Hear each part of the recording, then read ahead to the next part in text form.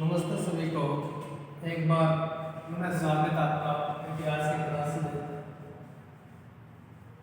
इतिहास विषय को पढ़ रहे थे अपन और आज पढ़ेंगे अपन BA second and BA first पढ़ रहे थे प्रथम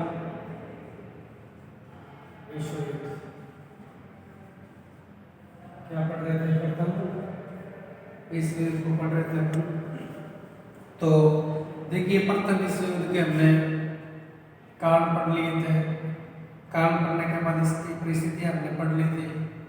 उसके पश्चात अपने इसके अपने लोग परिणाम पढ़ना शुरू किए थे। परिणाम में अपने आर्थिक परिणाम पढ़ लिए थे, राजनीतिक परिणाम पढ़ लिए थे। आज अपन पढ़ेंगे सामाजिक परिणाम। क्या पढ़ेंगे? प्रथम विश्व युद्ध के सामाजिक परिणाम। ठीक है, यानी देखिए आपका जो बेस है पुराने पहले क्या होगा, जैसे आप ये 8वीं क्लास से शुरू हो जाता है वैसे तुम्हारा प्रथम विश्व युद्ध, सेकंड विश्व युद्ध, तो वहाँ पर इसका लेवल थोड़ा छोटा होता है। जो आप बड़ी बड़ी क्लासों में जाओगे, आगे से आगे बढ़ते चले जाओगे, तो फिर क्या होता है कि बेस भी बढ़ता जाता है। जैसे आप अभी बीए में हो तो बीए में इसके राजनीतिक, आर्थिक, सामाजिक परिणाम दे दिए, और जब आप एमए में जाओगे या इसमें रिसर्च वगैरह करोगे तो उसमें फिर इसका लेवल और बढ़ा जाता है। तो सबसे पहले हम लोगों ने राजनीतिक कांड पढ़ा था। राजनीतिक कांड के बाद इसका आर्थिक परिणाम, मैंने पिछली वीडियो में आपको बताया था कि प्रथम विश्व युद्ध के दौरान लगभग अगर देखा जाए तो 7000 लोग वो प्रतिदिन मरते थे। तो सामाजिक परिणाम में अगर देखें तो उस समय अल्पसंख्यकों की संख्या का समाधान पहला महानगरीय आएगा। वो कौन सा आएगा? अल्पसंख्यकों की समस्या का समाधान।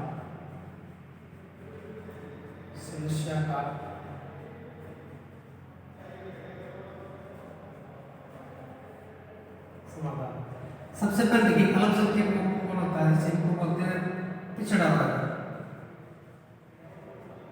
पिछड़ा वर्ग यानी जो मूलभूत आवश्यकताओं से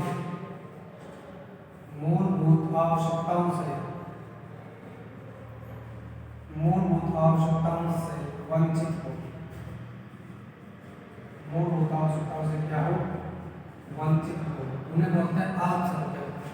अब आपको सबसे बड़ी बात आपके मन में आ रही होगी कि जब लड़ाई होती है, जब किसी भी प्रकार का कोई युद्ध होता है, तो उस समय जाति बंधन नहीं देखा जाता। उस समय देखी जाती सिर्फ और सिर्फ सेना। जैसे भारतीय सेना है, तो भारतीय सेना में आप ये नहीं है कि वहाँ पर भी एक ही कम्युनिटी जाएगी, एक ही जाति जाएगी, राजपूत जाएगी, जाट जाएगी, मतलब अन्य प्रकार की कोई भी जाति हो जाएगी, ऐसा नहीं है। सभी प्रकार के लोग जिनमें टैलेंट है, जिनमें काबिलियत है और जो सेना में भर्ती होना चाहते हैं वो जा सकते हैं। तो उसी समय यहीं पर क्या हुआ कि जो अल्पसंख्यक वर्ग था उस समय आपको पता होगा कि यूरोप में अन्य देशों के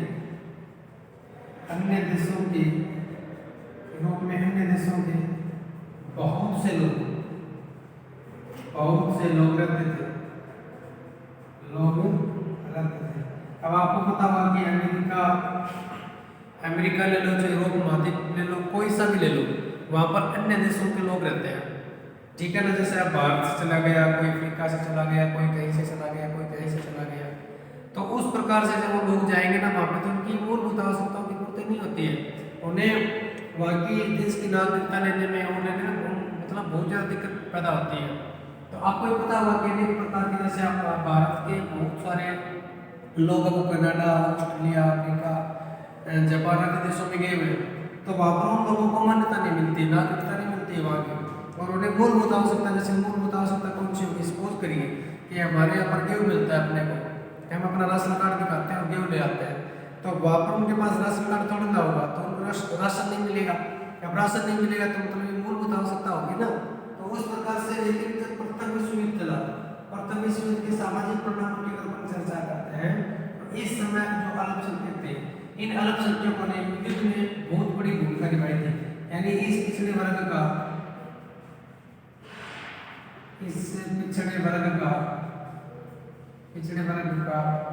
युद्ध में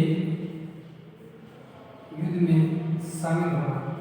अब स्वाभाविक सी बात, अगर कोई व्यक्ति मर रहा होगा, यानी इंग्लैंड की स्थिति या मित्र राष्ट्रों की स्थिति उस समय बहुत ही नाजुक थी, तो मित्र राष्ट्रों के पास एक बहुत बड़े अल्पसंख्यक समुदाय था, यानी यूरोप के अंदर बहुत सारे लोग जो अल्पसंख्यक थे वो रहते थे।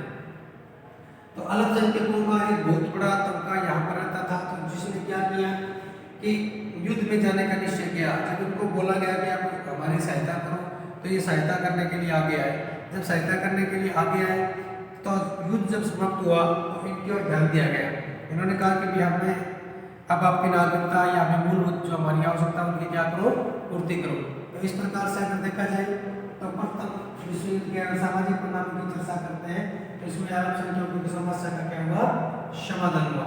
यानी जो ओबीसी या बैकवर्ड जो क्लासें थी उनकी प्रॉब्लम का यहाँ पे क्या हुआ, सॉल्यूशन हुआ। ठीक है, तो एक कारण ये हो गया। अब दूसरा कारण हमारा स्त्रियों की स्थिति में सुधार। दूसरा हमारा कारण नंबर 2, स्त्रियों की स्थिति में सुधार।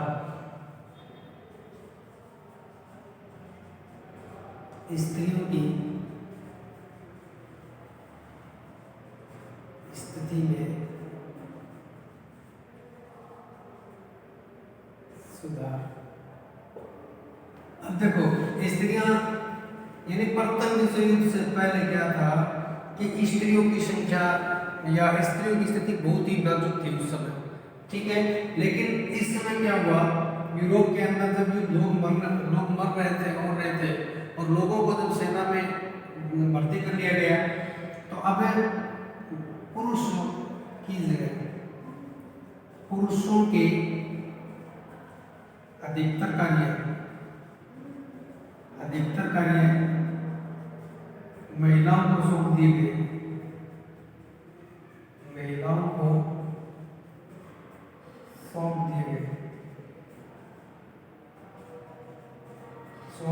ठीक है, यानी क्या हुआ, अब स्वाभाविक सी बात है, अगर इंसान या आदमी युद्ध के मैदान में चला जाएगा तो पीछे से जो कार्य, जैसे कोई आदमी उद्योगों में काम करता है या किसी और जगह काम करता है जहाँ आदमी काम करता था, पहले लेडीज अलाउ नहीं थी। अब आदमी वही बात उद्योगों को छोड़कर कहाँ चला गया, सेना में। तो उद्योग धंधों में या पहले जो कार्य स्त्रियां नहीं करती थी, अब उन कार्यों को कौन करने लगी, स्त्रियां करने लगी। ठीक है, तो स्त्रियों की स्थिति में सुधार हुआ।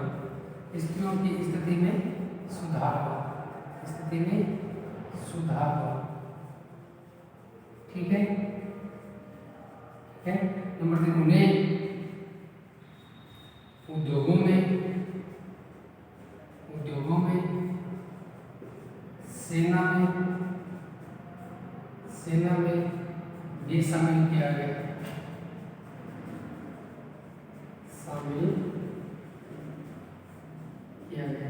यानी सीधी बात है कि जहां आवश्यकता होगी तभी तो मांग बढ़ेगी ना, आवश्यकता होगी तो मांग बढ़ेगी, मांग बढ़ेगी तो हमें क्या होगा, प्रॉफिट होगा। तो वही बात हुई, आवश्यकता मतलब यहाँ पर आदमियों की जरूरत, आदमी मिल नहीं रहे थे। अगर आदमी नहीं मिलेगा तो फिर कौन आएगी, स्त्री आएगी। स्त्री आएगी तो क्या हुआ, उस समय उद्योगों में सेना में भी शामिल किया गया। इस प्रकार से हम देखते हैं कि प्रथम विश्व युद्ध में स्त्रियों की स्थिति में क्या हुआ था, काफी सुधार हुआ था। ठीक है ना, अब आगे देखें तो नस्ल में समानता।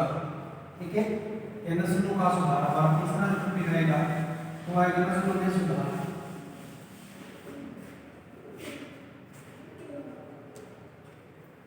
तीसरा हमारा नस्लों में एक समानता।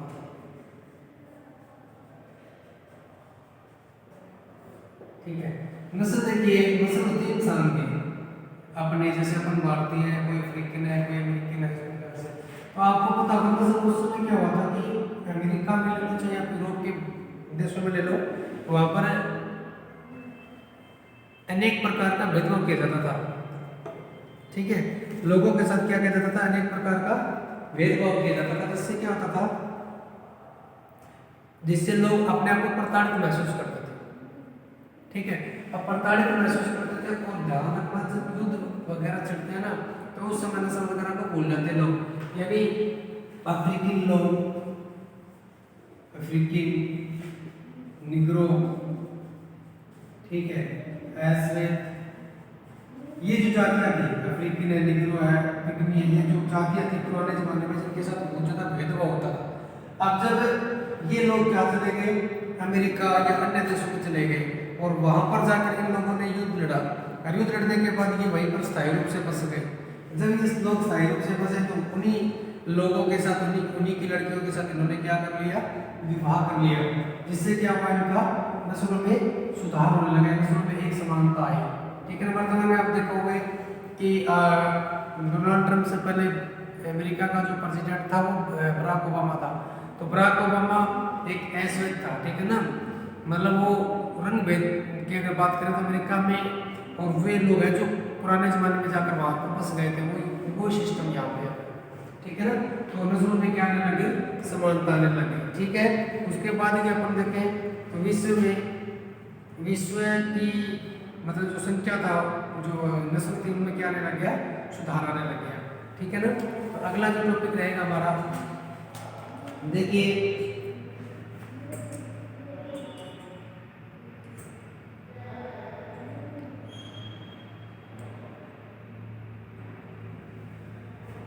ठीक है, आगे नंबर देखिए आ गया, एक टॉपिक हो गया, चौथा देखिए जनसंख्या में वृद्धि। ठीक है, चौथा हमारा टॉपिक रहेगा वो रहेगा जनसंख्या में वृद्धि।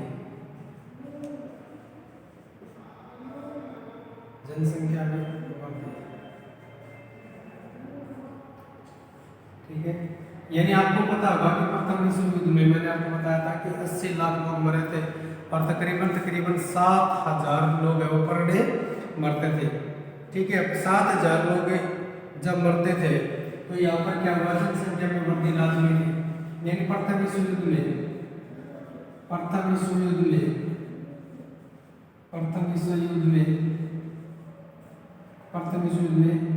जनता की या जन व धन की अत्यधिक हानि हुई,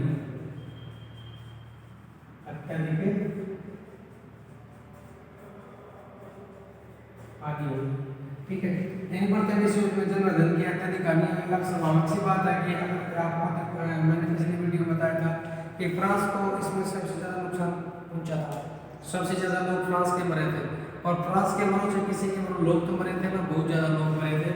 तो इसमें अगर देखा जाए तो उसके बाद प्रथम विश्व युद्ध का बाद जनसंख्या में तीव्र विस्फोट हुआ था, सबसे ज़्यादा जनसंख्या बढ़ी थी। इसका एक कारण ये भी है, ठीक है ना, यदि प्रथम विश्व युद्ध की अगर हम सामाजिक परिणामों की चर्चा करते हैं तो उसमें जनसंख्या वृद्धि भी अपने आप में एक कारण निकल के आता है। ठीक है, तो ये हमारे टॉपिक थे, इसके हमने राजनीतिक, सामाजिक और आर्थिक 3 कारण पढ़ लिए। अब एक टॉपिक है आपके एग्जाम में, इसी में प्रथम विश्व युद्ध में भारत की भूमिका। ठीक है, प्रथम विश्व युद्ध में भारत की भूमिका, तो ये टॉपिक आपके सिलेबस में है तो मैं करवा देता हूँ आपको साथ में। प्रथम विश्व युद्ध में भारत की भूमिका, प्रथम विश्व युद्ध में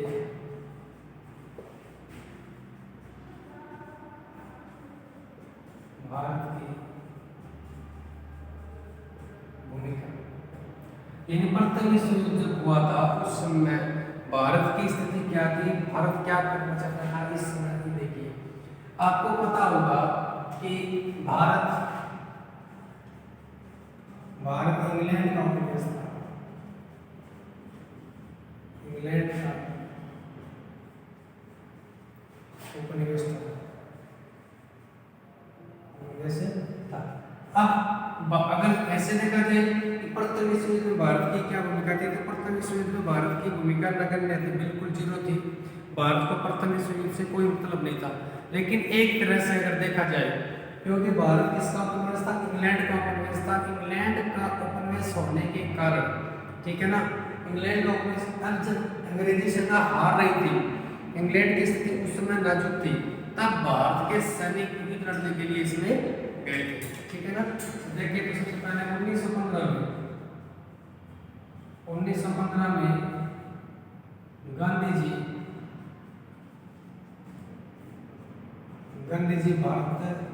दक्षिण अफ्रीका से भारत लौटते हैं। दक्षिण अफ्रीका से भारत लौटते हैं।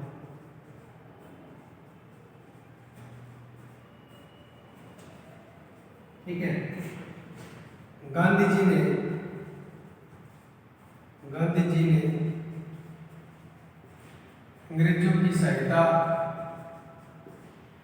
अंग्रेजों की सहायता की अपील की। यानी गांधी जी 1915 में जब भारत आते हैं, तब उस समय प्रथम विश्व युद्ध चल रहा था। तो ब्रिटेन का जो प्रधानमंत्री था उसने गांधी जी से आग्रह किया कि हमारी स्थिति बहुत कमजोर है और आपके सैनिक हमारे पास भेजो, और जब युद्ध अगर हम जीत जाएंगे, अगर युद्ध हम तब जीतेंगे तो हम आपके क्या करेंगे, लोकतंत्र की। देखिए सबसे बड़ा काम यह था गांधी जी की, अपन यहाँ पे मतलब एक प्रकार से देखिए, क्योंकि जर्मनी में जनतंत्र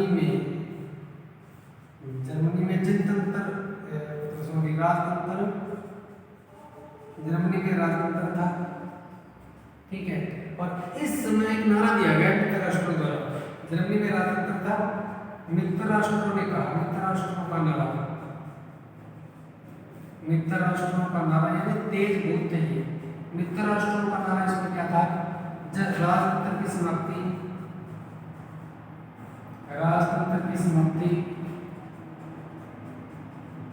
व लोकतंत्र के खिलाफ लड़ा, लोकतंत्र का विकास।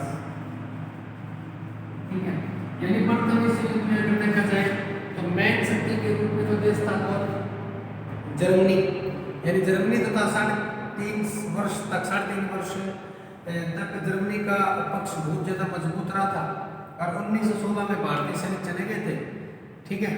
तो मित्र राष्ट्र जो था, मित्र राष्ट्र द्वैत राष्ट्र, क्योंकि जर्मनी में था राजतंत्र, राजा का शासन केसर विलियम्स, तो उन लोग मित्र राष्ट्र ने नारा दिया कि हम जो ये युद्ध लड़ रहे हैं ना, प्रथम विश्व युद्ध लड़ रहे हैं, इसका मुख्य विषय राजतंत्र की समाप्ति और लोकतंत्र का क्या करना, विकास करना।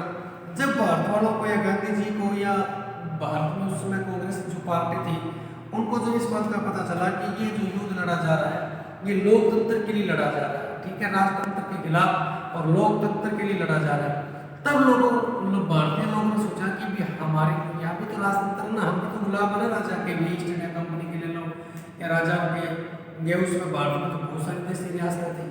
तो भारतीयों ने सोचा कि जब ये युद्ध, इतना बड़ा युद्ध लोकतंत्र के लिए लड़ा जा रहा है, तो हो ना हो कल को जब मित्र राष्ट्र जीतेंगे तो भारत में भी लोकतंत्र की क्या होगी, स्थापना होगी। तब गांधी जी के आह्वान पर, गांधी जी के कहने पर बहुत सारे जो सैनिक थे वो प्रथम विश्व युद्ध में इंग्लैंड की तरफ से लड़े थे। ठीक है। अनेक देशी रियासतों ने, यानी ऐसा बताया जाता है प्रथम विश्व युद्ध के दौरान कि भारत की जो देशी रियासतें थी, जो राजा थे, वो अपनी अपनी सेना लेकर चले गए थे जर्मनी के खिलाफ लड़ने के लिए। ठीक है। और भारतीय जो सैनिक थे उन्होंने अग्रिम मोर्चे पे सुनवाई की थी, अग्रिम मोर्चे पे लड़ाइयाँ लड़ी थी। यानी मतलब क्या था कि ये जो युद्ध लड़ा गया था ये 4 वर्षों तक लड़ा गया था। अब रूस के सैनिक ले लो या यूरोपीय महाद्वीप के जो लोग हैं ना, वो गर्मी में ज़्यादा काम नहीं कर सकते हैं। ठीक है। अब गर्मी में दिक्कत उनको, सबसे ज़्यादा दिक्कत उनको होती है, क्योंकि न तो वो लड़ सकते, न धूप में चल सकते, न धूप, क्योंकि वो शीतोष्ण कटिबंध में आते हैं, जबकि हमारे शरीर का जो टेम्परेचर है, हम उपोष्ण कटिबंध में आते हैं। तो हमारे जो सैनिक थे वो -40 डिग्री में भी काम कर सकते थे और +40 में भी। यानी भारतीय सैनिक दुनिया में भारत की एकमात्र ऐसी सेना है जो -40 ग्लेशियर में ड्यूटी करती है और +40 यानी जैसलमेर में भी ड्यूटी करती है। चाहे आप जैसलमेर भेज दो, चाहे आप सियाचिन ग्लेशियर भेज दो, भारतीय सेना के ऊपर किसी भी प्रकार का कोई प्रभाव नहीं पड़ता है। तब बताया जाता है कि प्रथम विश्व युद्ध में भारतीय जो सैनिक थे या एशिया महाद्वीप के जो सैनिक थे उन्होंने अग्री मोर्चे पर लड़ाई लड़ी थी। भारत के राजस्थान के जो राजा थे वो अपनी विशाल सेना लेकर, अपने सामंतों को लेकर, अपने इक़्तिदारों को लेकर इस युद्ध के मैदान में चले गए थे। ठीक है, तो सबसे पहले अगर अपन बात करें तो मित्र, अब भारतीयों को ये लगा, अब यहाँ पर विंस्टन चर्चिल था द किंग ऑफ इंग्लैंड। ठीक है, विंस्टन चर्चिल ने गांधी जी को भर्ती करने वाला सार्जेंट का, गांधी को भर्ती करने वाला सार्जेंट, भर्ती करने वाला सार्जेंट। ठीक है, यानी विंस्टन चर्चिल क्यों? क्योंकि गांधी जी को इस बात का पूरा विश्वास था, गांधी जी को लगा कि प्रथम विश्व युद्ध में जब इंग्लैंड जीतेगा और ये जो युद्ध लड़ा जा रहा है लोकतंत्र के लिए लड़ा जा रहा है, तो हमारे भी क्या होगा, इस चीज़ का फायदा होगा और हम लोग क्या करेंगे, फ्रेंच से आज़ाद हो जाएंगे और क्या होगा, भारत में लोकतंत्र की स्थापना होगी। इसी कारण गांधी जी ने पूरे भारत में घूम घूम कर, तभी तो विंस्टन चर्चिल ने गांधी जी को भर्ती करने वाला सार्जेंट होता है व्यापारी, इसका मतलब है, तो एक बहुत विशाल सेना भेजी थी, लेकिन इसका रिजल्ट है वो अलग ही निकल के आया। अलग निकल के क्या आया कि प्रथम विश्व युद्ध के बाद भारत में क्या भाई पता चली कि क्रांति आपको बहुत विशाल से लगेगी। तो सबसे पहले तो क्या हुआ, जैसे 1918 और 1928 जून 1919 को पेरिस शांति सम्मेलन में वर्साई की संधि हुई। इन्हें एक तरह से देखा जाए तो 1918 में युद्ध समाप्त हुआ, युद्ध समाप्त हुआ। अब 1918 में जब युद्ध की समाप्ति हुई ना, तो इसके विपरीत परिणाम निकल के आए। विपरीत परिणाम यानी अंग्रेजों की तो नीति ये होनी चाहिए थी कि इन लोगों ने हमारी सहायता करी है, तो हम लोग उनको या तो लोकतंत्र दे दें या करों में ढील दे दें या कुछ और करें। इन्होंने क्या किया, वो तो सब दूर भी ढील करो न करो, लेकिन यहाँ पर अनेक प्रकार के कानून लेके आ गए। सबसे पहले उन्होंने क्या किया कि यहाँ पर 1918 युद्ध समाप्त हुआ, तो 1919 में अंग्रेजों ने या EIC ने, ईस्ट इंडिया कंपनी ने, ठीक है, रोलेट एक्ट कानून लागू कर दिया। रोलेट एक्ट कानून लागू कर दिया, कानून लागू कर दिया। अब आपको पता होगा कि अरे हम लोग उनकी सहायता करके आए हैं, लड़ाई में उनका हौसला बढ़ा के आए हैं, लड़ाइयाँ लड़के आए हैं, लेकिन आते ही उन्होंने क्या कर दिया, 1919 में अंग्रेजों ने क्या कर दिया, रोलेट एक्ट कानून लागू कर दिया, जिसे क्या बोलते हैं, काला कानून। क्या बोलते हैं, काला कानून, बिना अपील, बिना दलील, बिना वकील का कानून। ठीक है, अभी क्या देखिए, हम अगर किसी की छोटी सी भी सहायता करते हैं ना, किसी के पैर में से अगर कांटा भी निकालते हैं ना, तो वो भी हमें एक बार ये कहता है धन्यवाद कि आपने मेरा बहुत अच्छा कार्य किया।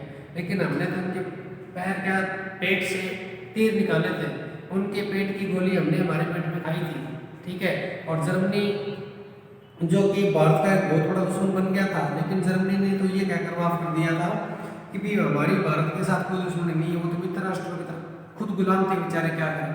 ठीक है, वरना अगर इस प्रकार से जर्मनी, जापान, इटली, ये जो देश है अगर इस प्रकार का इन्वेस्टमेंट करते हैं भारत में और नहीं करते थे, ठीक है ना। तो रोलेट एक्ट कानून, जिसके अंदर रोलेट एक्ट कानून क्या होता था कि इस कानून के तहत, यानी रोलेट एक्ट कानून के तहत क्या होता था कि इसमें 2 या 2 से अधिक व्यक्ति वो एक साथ इकट्ठे नहीं हो सकते थे।